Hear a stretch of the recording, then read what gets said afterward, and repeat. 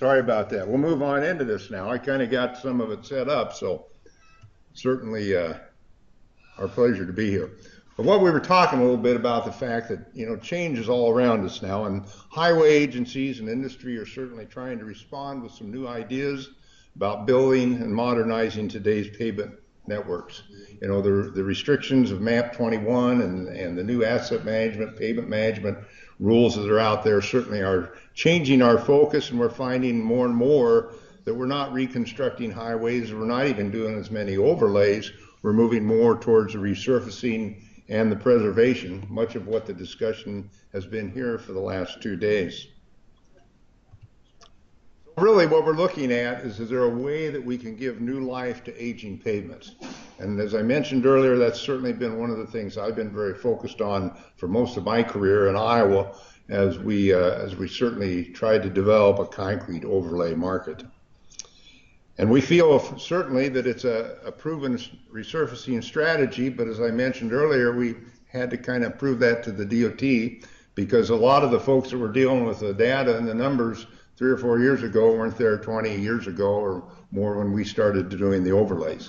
When we started our overlay work in Iowa, at that time it was pretty rudimentary. There was no design method. Basically, the design method was and a lot of these roads, I'll mention this probably more than once, but a lot of these roads are county type roads or low volume roads.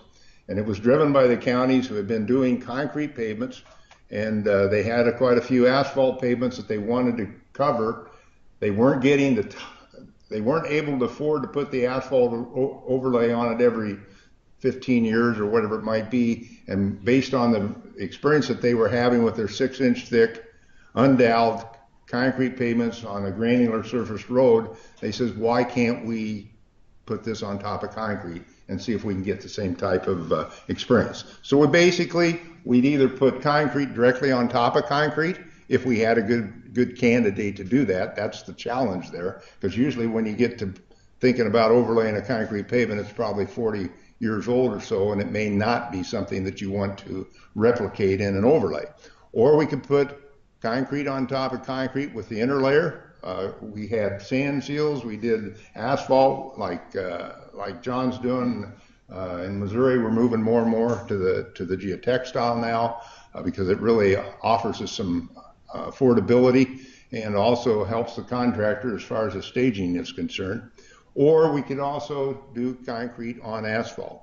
Now, when I talked at the CPAM meeting in February, whenever that was, I guess it was March, I think this got to be a little confusing, so I want to make sure that I clarify this as we go on.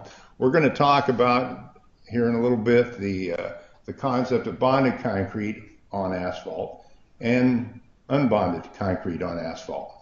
Our experience in Iowa is basically we really don't have unbonded concrete on asphalt.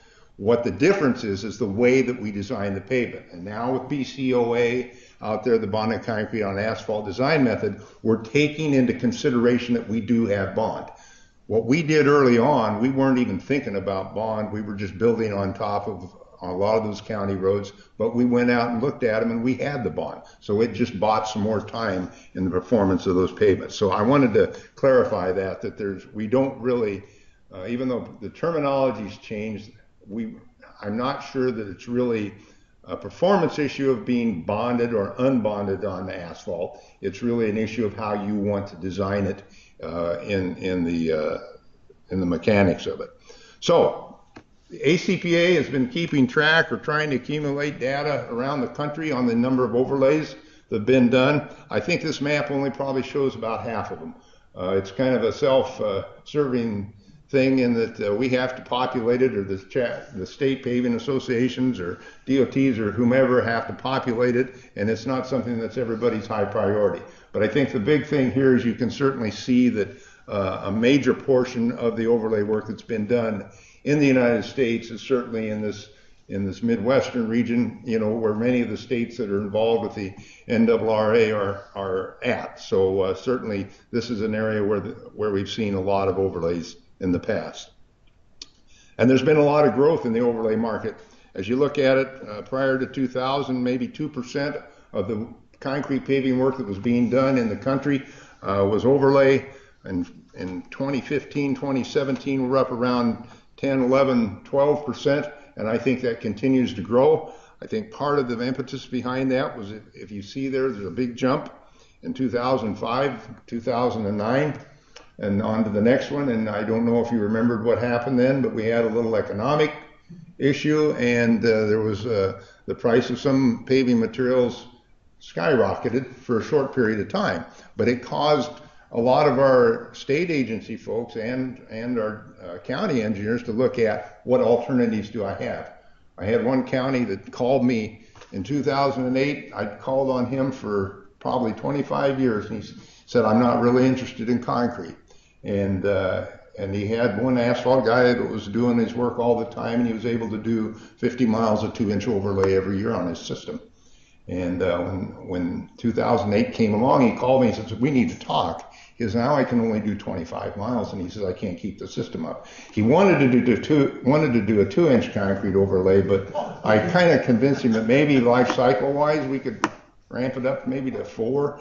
And he did an alternate bid, and he told us that if he came within 10% of what he was going to do with a similar thickness of a 4-inch asphalt overlay, that he would go with it. And he did do that. And in the next 10 years, he built over 100 miles of concrete overlay. So that's kind of what was going on with a lot of that. So the CP Tech Center has been very involved for a number of years with the overlay endeavor, working with Federal Highway Administration through a cooperative agreement. We've had the opportunity, and Doug's been involved in some of this. He and I were actually out on a project out in Utah together some years ago, helping them look at some of their candidates for overlays. But we've had a lot of site visits, 35 site visits over a 5-year period, or I guess that's more than that, a 4-year period, and 31 workshops that have gone on, and we continue that. We're at the end of that cooperative agreement right now, but we're hopeful that maybe there'll be opportunity to continue to help states